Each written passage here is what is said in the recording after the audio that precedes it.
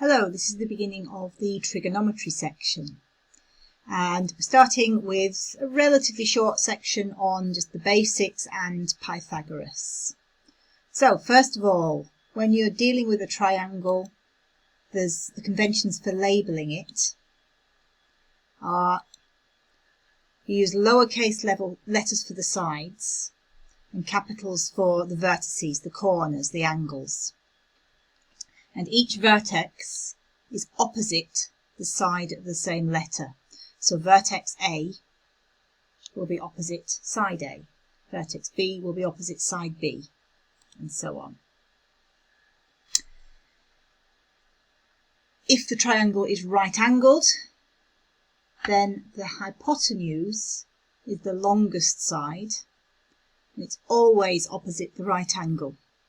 Because, of course, angles in a triangle add up to 180 degrees. And if one of them is 90, then the other two angles must both be smaller. And the longest side is always opposite the biggest angle. So it has to be the 90-degree angle. So that one's the hypotenuse in this example.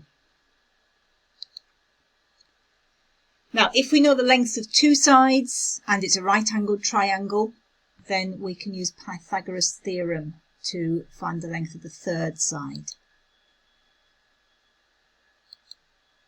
So it's a squared equals b squared plus c squared in this example. You might have learned it as a squared plus b squared equals c squared, but the hypotenuse is not always c.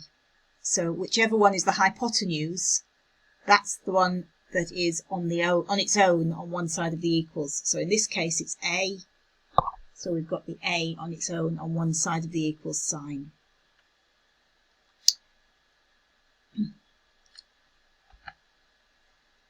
And of course, if you want to find one of the shorter sides, you need to subtract. So the area of the yellow square plus the area of the blue square make up the area of the green square. So if we wanted to find side C, what would we have to do?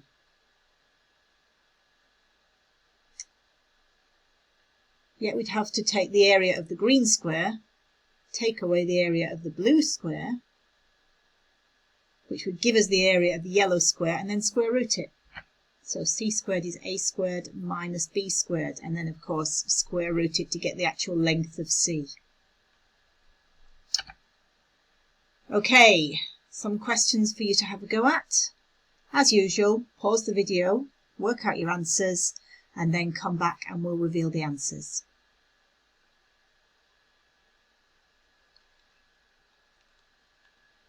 Okay, and the answers are, for the first one, it's going to be 6 squared, take away 4 squared is going to give you a squared.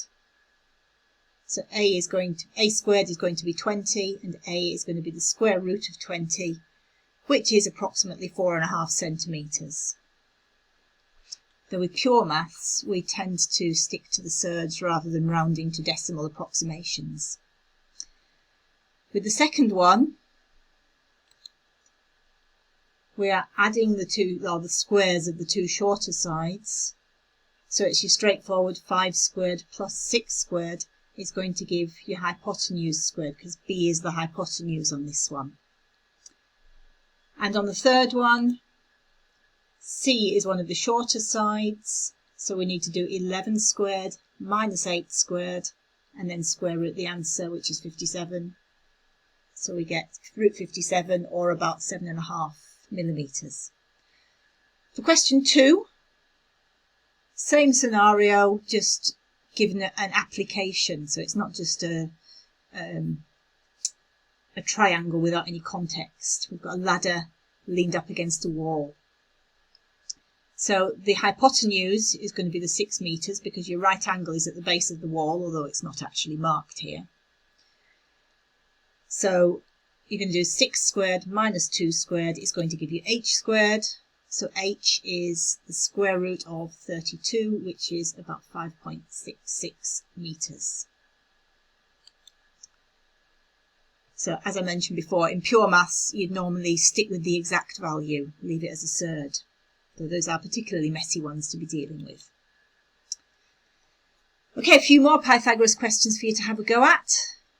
Again, freeze it. Come back when you've worked out your answers.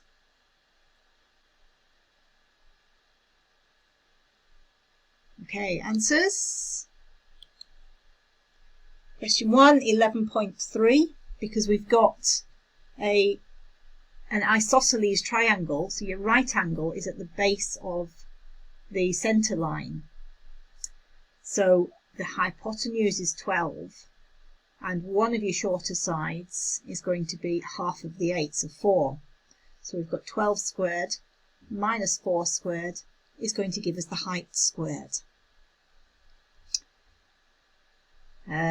For the second one, actually I'll reveal all the answers, and then if you're happy with them you can just end the video. If you want to keep listening, I'll go through how they're all done. So 3, 4, and that's all your answers. Oh, let's just go back a little bit so I've got some room if I need to write on there. So the second one, we have a length of base to find. So again, let's split it into two right-angled triangles. So you've got a hypotenuse of 10, you've got one shorter side of 8, so we need to do 10 squared minus 8 squared, which is 100 minus 64, which gives us 36. So this half of the base must be 6, so the whole base must be 12. For 3a, we need to use the big triangle first.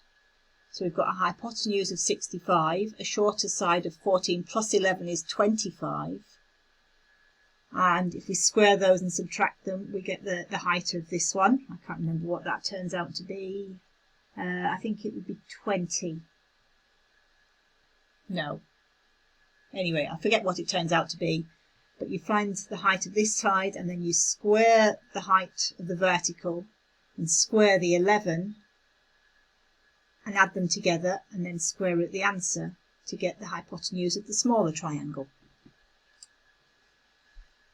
B is very similar, except you do it kind of backwards. So you start with the smaller triangle. 25 squared minus 20 squared gives you the square of this length. Square root it, and then, well, you don't even need to square root it really, because you're just going to square it again straight away. So the square of this length plus the square of this length is 36 kilometres in total, is going to give you the square of the hypotenuse of the big triangle. And if you square root that, you get 39. Now Rapunzel's on top of a tower 10 metres tall, with a deep moat around it, 5 metres wide, and enclosed by a wall 2 metres tall. So, actually I can draw it down here.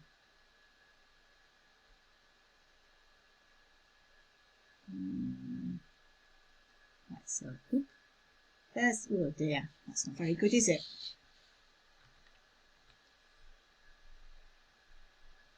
There's Rapunzel's tower. There's the moat. There's the wall. So that's how long her hair needs to be. We've got a right angle here.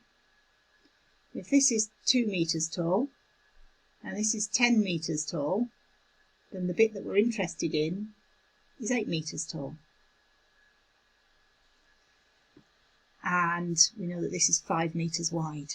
So we need to do 8 squared plus 5 squared is going to give us L squared, the length of her hair squared, and then square root it and you get 9.43. Okay, I seem to have accidentally jumped ahead a little bit there. So it's useful to know a few what's called Pythagorean triples. These are sets of side lengths where all 3 of the side lengths are integers. So most commonly, you'll often see a 3, 4, 5 triangle.